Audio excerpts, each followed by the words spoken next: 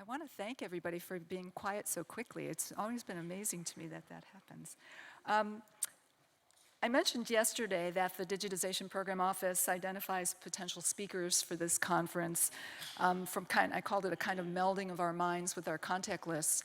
And that, for the most part, is true. But every once in a while, we stumble upon a speaker who we find from some source, and we unanimously say, we've got to get this person for the next Digitization Conference. And our next speaker is one of those people. This is Dr. Christin Murphy. This situation here was Ken Ram, our program manager for Mass Digitization, was referred to a TEDx talk that Dr. Murphy gave in Newport, Rhode Island in 2018, entitled Museums Are Innovation Hubs for Technology Inspired by Museums. Or by nature, I'm sorry. And you can see it on YouTube. You should Google it. It's really a wonderful, wonderful talk. And Ken and I were both taken with it because it demonstrated how digitized collections could be used to engage researchers, designers, and innovators in addressing a limitless number of real-world problems. Dr. Murphy is the head of Signal Processing and Algorithm Development Branch for the Naval Undersea Warfare Center in Newport, Rhode Island. She received her PhD in biological oceanography from the University of South Florida's College of Marine Science. She is a Fulbright Scholar and a National Science Foundation Graduate Research Fellow, and she received the Navy's Top Scientist of the Year Emergent Investigator Award in 2017. She specializes in the sensory biology of marine organisms and leads the Navy's Bio-Inspired Research and Development Lab, and works with museums and aquariums to make designs found in nature more accessible for engineering work in bio-inspired technology. So please join me in welcoming Dr. Christin Murphy.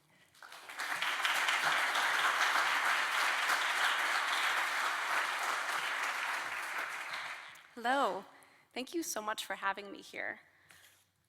I'm going to be talking today about bio-inspired research, which is the process of looking to nature for new design innovation.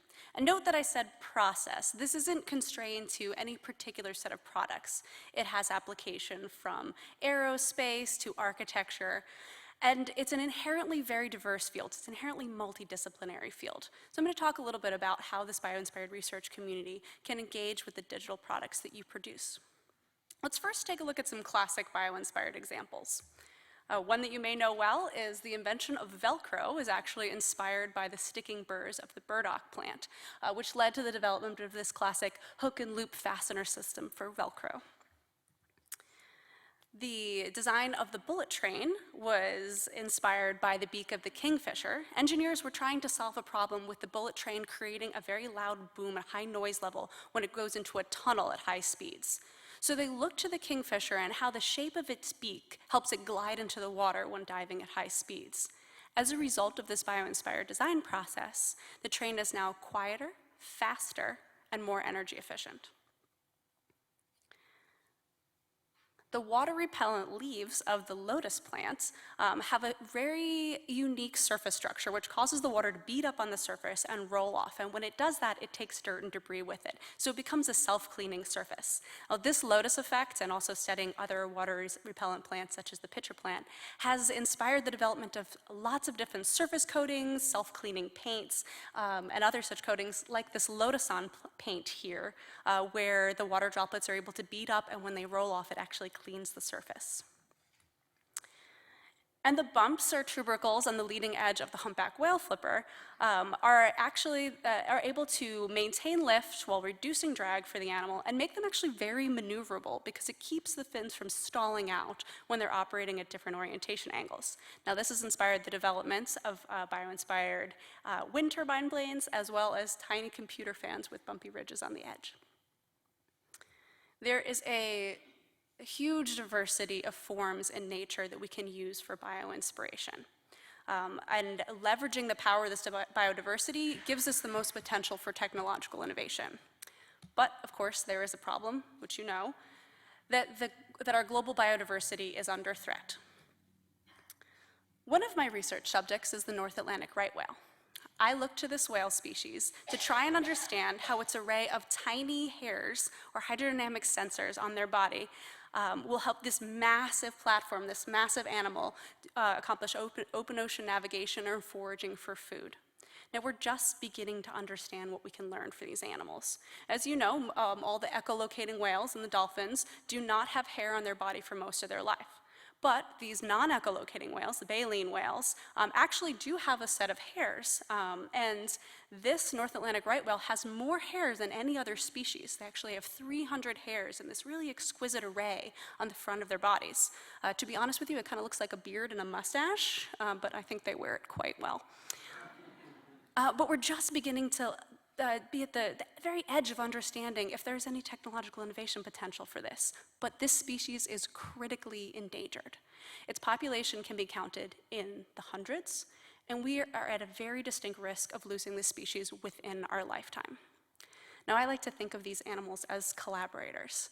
And if we lose these collaborators, we lose any design potential we have from what we can learn from them. And this is where you come in. As a museum community, you are the largest repository for biodiversity, of all the biodiversity we know on this planet, both living and extinct. You have the very challenging task of conveying the importance of that biodiversity and also making it accessible to both the public and to researchers. Now, some of the most successful bio-inspired projects have really leveraged the power of that biodiversity. This is an example from Dr. Rolf Mueller from Virginia Tech, where he looked at the biosonar systems of bats. And looking across a wide array of bat species, is able to examine the ear shapes, these patterns of ear shapes, and from that was able to discover a new type of processing that these bats do, where they rapidly flick their ears in order to create a Doppler shift. And this helps them navigate in cluttered forest environments. So based on this knowledge, leveraging these biological collections, they're developing a bio-inspired sonar system that may have an advantage in being able to navigate in these really challenging environments. Another great example I love comes from Dr. Sunny Jung from Cornell, where they were looking to a bio-inspired process of how to design objects that can be dropped from the air into the water while minimizing the impact. So they looked to the beaks of diving birds. Taking specimens of diving gannets, they dropped them in the water repeatedly, and were able to analyze how the beak helped it enter into the water smoothly. With a little schematic here of their bio-inspired process, in addition to dropping those samples, they were also able to take museum specimens of skulls, take measurements on that, and also generate 3D prints for force measurements. And then they also were able to identify important features and create models that have a limited feature set. So that's going to be our goal in engineering, is look at this exquisitely complex design in nature, identifying only the most important features that we need to mimic, and developing models based off of that. And they were actually successfully able to develop a prototype of something that can be dropped in the water. So all that time spent dropping frozen birds into buckets of water really paid off. So here's a little snippet of the whole bio-inspired process, this idealized process. Access to biological collections, leveraging that biodiversity and digitizing lots of different specimens, selecting the specimens for study, modeling them, and doing the whole doing analysis, and moving on to product development or prototyping. Now, the most successful bio-inspired researchers can be involved in every single step of this game, which is wonderful. It's wonderful to be able to completely do this from the beginning to the end, but that creates a bottleneck, and it does limit the amount of outcomes we can have for this process. Now, you as a community are incredibly familiar with going from A to B right here. You take these collections and you digitize them, and you take advantage of that biodiversity. And there's a growing push in the community to make these models available.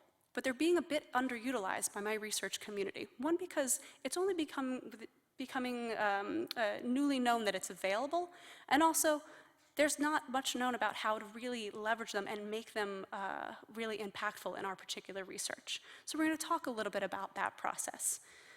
So as we know, we have these great resources out there, and there's also a shift in the funding to really being able to emphasize putting funding towards mass digitization of these programs. So the NSF has put money towards its ADBC program, which has really produced a lot of different collections digitizing. Here's one of the examples. I think we had a great primer to this in the talk yesterday, where there's specific pockets of digitization happening that will cover broad groups. And OVERT is one of them, where we can see them hosting scans of lots of different vertebrate files.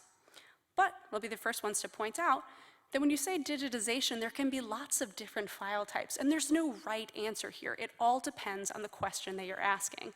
What kind of structure are you looking for? Are you looking for internal structures, outside structures of the body, particular structures highlighted? So we're going to go through a little bit of how to interact with these online repositories and what might be useful and what might be available.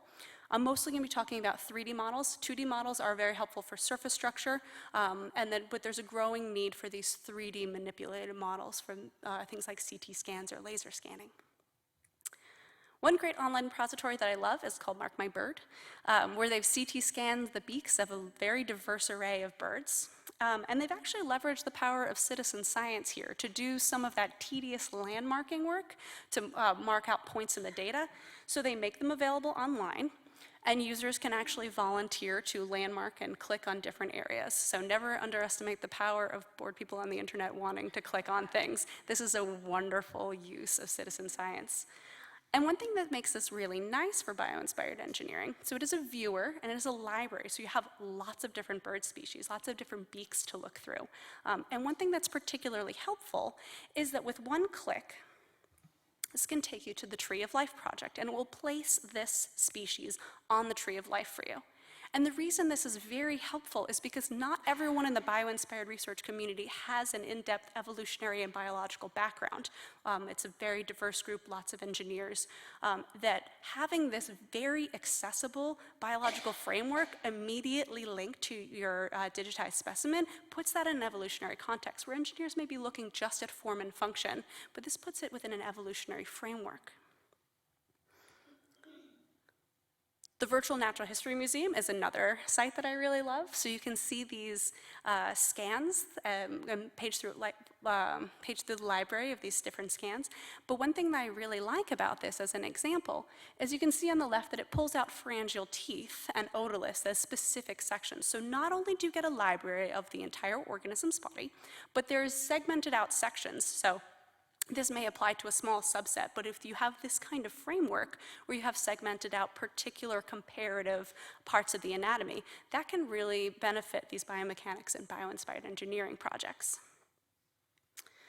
So we can see that we have these pharyngeal teeth, these otoliths. Those are hard structures. Those are very easy to scan. They come out absolutely beautifully. But again, lots of different models that you may want. And in soft tissue, those present a scanning challenge. And in a lot of bio-inspired projects, those are the type of structures we're really interested in. But one methodology that's come up recently has been really, really helpful for this process. It's called DICE-CT, diffused iodine-based contrast enhanced CT scanning. And what that does is it's infusing the sample with iodine, and that increases the contrast, so you get wonderful scans of your soft tissue, as you can see here with the scan of the alligator head. And when you segment into it, when you slice into it, you can see all the soft structures inside. And this community is great about making their methods publicly available, very clearly publishing the processes and the best practices for this, and engaging with the research community and getting feedback from different groups and making that available. And you can see here that from that same scan of the alligator head, that you can now, with this contrast enhancement, more easily segment out particular parts of the anatomy. So you can separate the brain here. And when you're doing a bio-inspired project and you are comparing one structure across different species, this kind of process is going to be very, very, very helpful. All right, so let's say you have perfect models. How would we interact with them? Let's take a great example from the Smithsonian's website.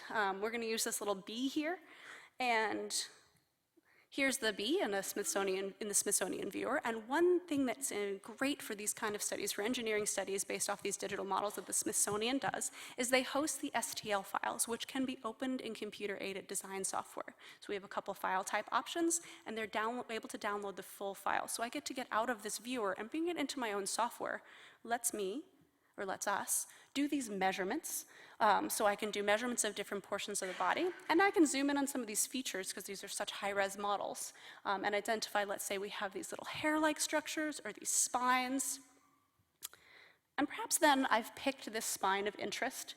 I can make measurements of it, but what do I do from there? Right now, so far I'm only just viewing and measuring, and for some studies that's enough. but often we'll want to go further than that. So here's a process of how we would trace out and reproduce our own little portion of the scan. So one of the challenging parts of this pipeline is being able to have a model that's high resolution enough for us to open but still manipulate. And one of the workarounds that most of the engineering community is doing is they're redrawing portions of your scans so that they can then manipulate them. So here's this tracing function, and on the right-hand side, I've extracted out this spine. So now I have a model of this spine, and then I can 3D print it, or just that portion. I could go back to the original CT scan data that's available, but not everyone is going to have access to that software, and that can be a bit time-consuming. So this seems to be a common approach that most people are doing. What if I really wanted to do a lot of feature modification, though? What if this isn't enough and it would be really tedious?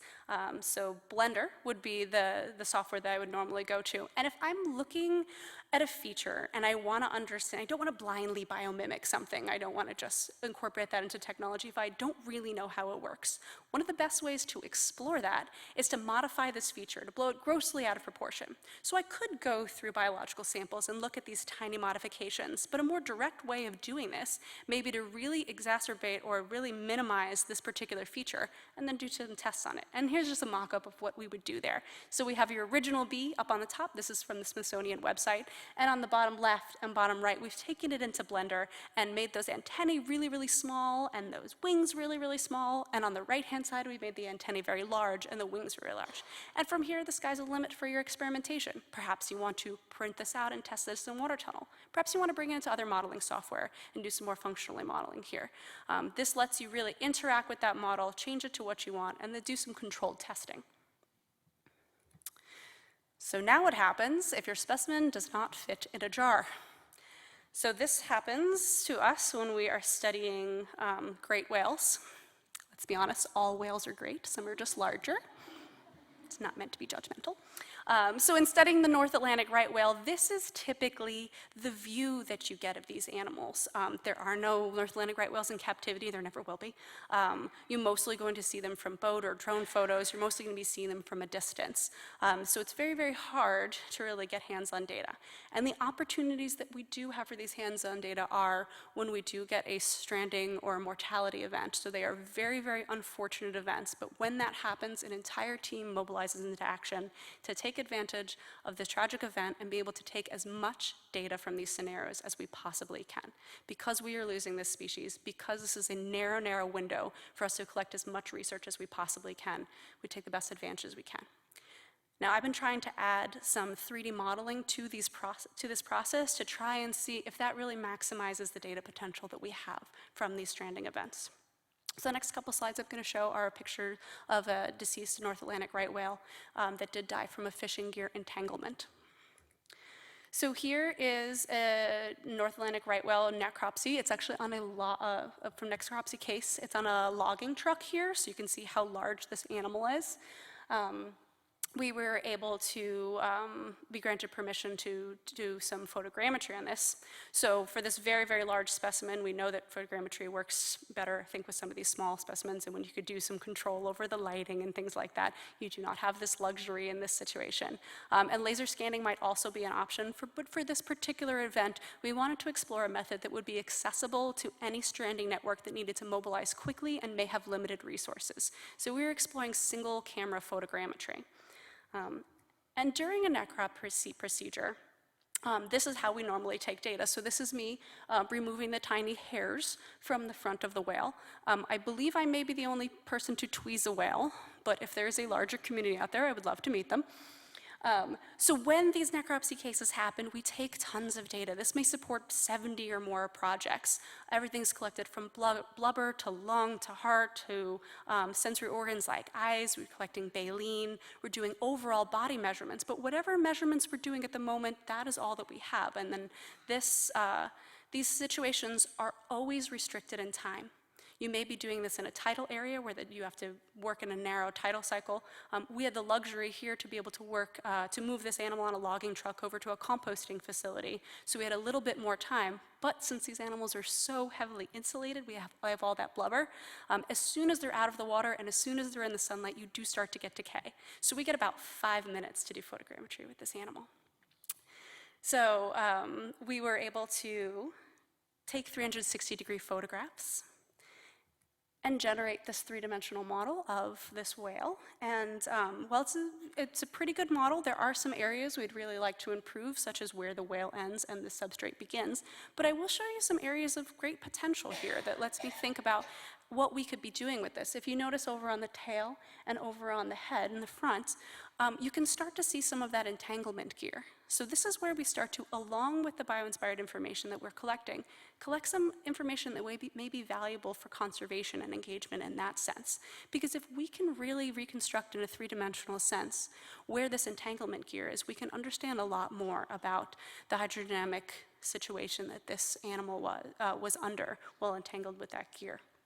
It also will make all the ephemeral parts of this situation more well preserved, because after this is over, there's really only the skeleton that remains that will be introduced into a museum.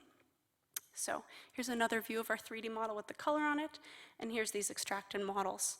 So as I said, after this necropsy procedure, the skeleton is preserved, and it will be introduced into a museum in Maine. And think with me for a second about the potential for this. If we started to make this standard for some of these really high-value specimens, that portions of them will be able to be introduced into museums, and we captured in a 3D sense what is available to us in these narrow windows during necropsies, how much does that increase its research potential, and how much does that increase its engagement potential for the public? You may, from this, be able to 3D print portions of the animal. So this is the pectoral fin. It's scaled down. The real one is about the size of me.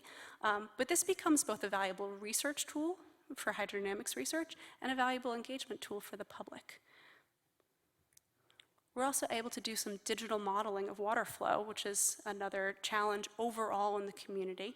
But we're looking at how these models really can be used to digitize water flow over the animal and understand more about its hydrodynamic world. And these single necropsy situations with these kind of relatively low resolution digitization, they're not in competition with these high resolution efforts. In fact, they're very complementary to them. So if you think about what the Smithsonian is doing or what the Digital Life Project is doing, they're creating these very high resolution models of a single representative of each species. If we have that in the databanks as a baseline, and we're able to collect whatever model we can on the beach in a less, what would be considered sort of a photogrammetry nightmare situation, bright light, outdoor conditions, you have about 5 minutes to collect this, you cannot move the 50-ton animal, but you have some method of comparison to these databanks of a very high resolution model. You can do some corrections, and you can also compare to some of your baseline, maybe a healthy animal condition versus a stressed animal condition. And there's also a value to very low resolution photogrammetry, like app-based photogrammetry for student engagement. So there's several different free apps out there where you can do some photogrammetry on your phone. These models aren't going to be used for research likely. They're pretty low resolution. But what that does is when you put it in the hand of a student, and you're trying to give some context for what you're doing with these larger animals, the broader research and conservation impacts of that, it gives them some ownership of the data. It helps them understand immediately what the feedback of that process is and helps put the context of these very long-range projects that you're doing in a better framework.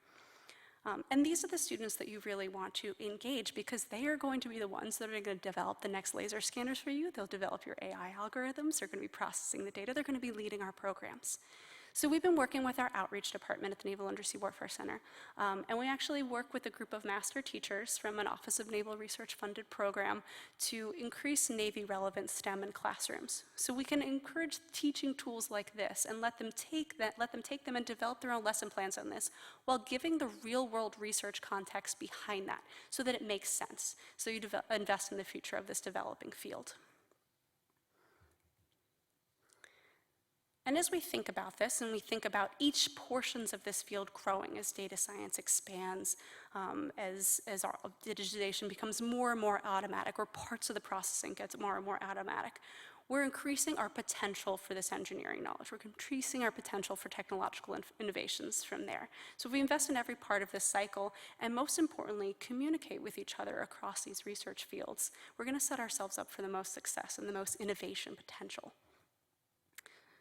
So if we turn to our process again for a second, and we think about all the steps of it, and which portions of this we are each experts in, and we encourage this feedback between these different communities that invest in all of their time in each of these blocks, that's how we're really going to advance this field. I encourage you to engage the end user researchers, even from sort of odd and strange fields, and ask them how they're using their models. Ask them what workarounds they're using. Perhaps there's a way that you can change the file sharing or change even the way that you digitize. It can be informed by the end user researcher that you might not have thought of yet. The Smithsonian started this conversation a few years ago at this wonderful workshop that brought in bio-inspired researchers to talk about what the future of the field looks like, how to engage more with the collections, and really hypothesize about how these portions of the field are going to grow when we can really realize this potential. This workshop was hosted by the Smithsonian, organized by Dr. Rolf Mueller from Virginia Tech, and funded by National Science Foundation. And from that, we've come up with lots of different perspectives and lots of continuing collaborations. And that conversation really needs to be encouraged and to continue as we move on and move on. And in closing, I want to thank the people that have contributed to this presentation and the collaborators that allowed their work to be featured, as well as really thank the North Atlantic Right Whale Research Consortium and research partners for the hard work that they do. But I also want to thank you. I want to thank the digitization and the museum community. You have the incredibly hard task of collecting the answers to the questions that we have not yet asked. So thank you. Thank you for the long hours that you've spent meticulously digitizing and preserving these collections. And you never know when that last sample that you worked on might lead to a next big technological breakthrough. Thank you.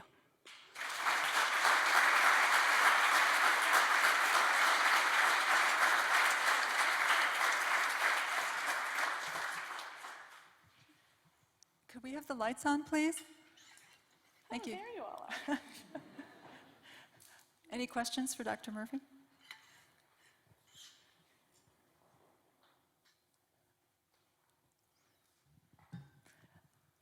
I guess I have a question. Maybe it's a comment. I know people hate that statement. But one of the things our keynote yesterday, our opening keynote, Alexander Rose talked about was digitizing everything, because you never know when it can be valuable. And it sounds like you're saying the same thing. But you need many different kinds of digitization. Yeah, and we need to explore all the different, even with the same sample, all the different ways that you can digitize it. And that increases the work on your end, because you need to, in some way, predict how it could be used in the future, but taking advantage of all the different types of digital models that could come out of each and every one of these specimens, that really increases the potential for your impact in the end. Right. Right now, though, is there any, because we don't have limitless resources, is there any kind of digitization that you think is probably more useful for you and your colleagues and innovators and designers? I feel like the surface structure is probably the most important. So when you're CT scanning, you can iodine seam to get a lot of the internal structures, but that may be a little bit more limited in the particular projects that want that, and those researchers may be able to engage with you and tell you that particularly. But I would say the first sweep of research that most bio-inspired researchers do is probably to see head shape and beak shape, overall body form. So getting these laser scans or just at least the external CT, non-segmented external CT scans out there across a broad range is probably what's most important. I think we have really nice coverage in bird beaks and fishes. I think insects are going to be really hard to get big coverage, but there's a lot of questions that can be asked there. So I think that's probably a question for the broader community as a whole, and those conversations are starting. But I think these 3D manipulatable files that either come from laser or CT are going to be the ones most sought after, and of course probably the largest ones for you to host online and the hardest ones for you to do. Any other questions?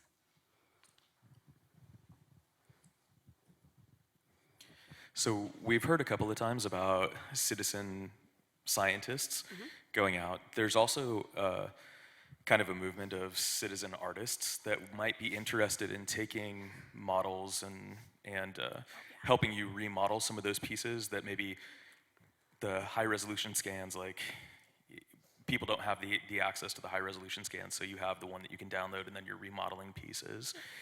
Is there any site that you know of where researchers are saying, here's the kind of model that I'm looking for, here's the piece that I actually would like to have modeled, and seeing if there is opportunity for citizen artists that are doing modeling to potentially engage and remodel some of those pieces?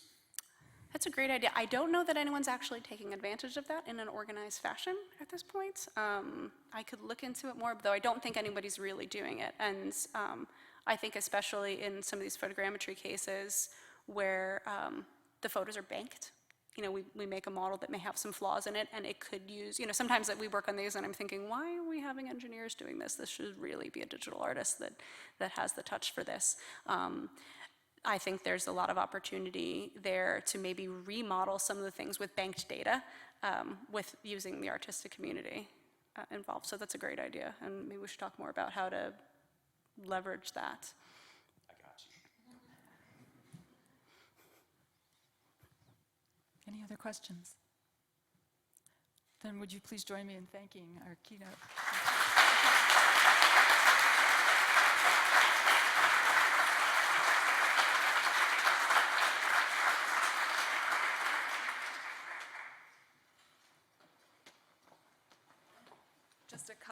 Just a couple of final thoughts here. We chose the topic of engagement for this conference because it's broad. It can be addressed from many different angles. We also did not define it for the same reason. We were hoping to get clearer understanding of what different communities mean about engagement, which is why we looked and described and created panels for entertainment, for education, for research, for talking about the creative arts, and accessibility, engaging people with different abilities. And I think we have certainly learned a lot, and I hope you have as well. Before I thank you officially, there are a number of other people I have to thank. First of all, our sponsors, who you see up here, for whom we would not have had this event at all. I also want to thank again the Digitization Program Office team. I want to thank the AV team, Mark Bretzfelder, who will shortly have the videos available for us to post online for all of you. So if you missed any of the talks, fear not. Thank you to the projectionist. Thank you to our ASL signers very much.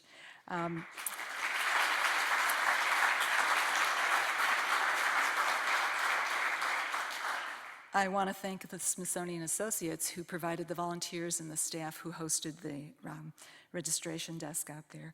And finally, and this will only make sense to those of you who were here early yesterday morning, thank you to the piano movers. Thank you very much. And we'll see you in 2 years, I hope.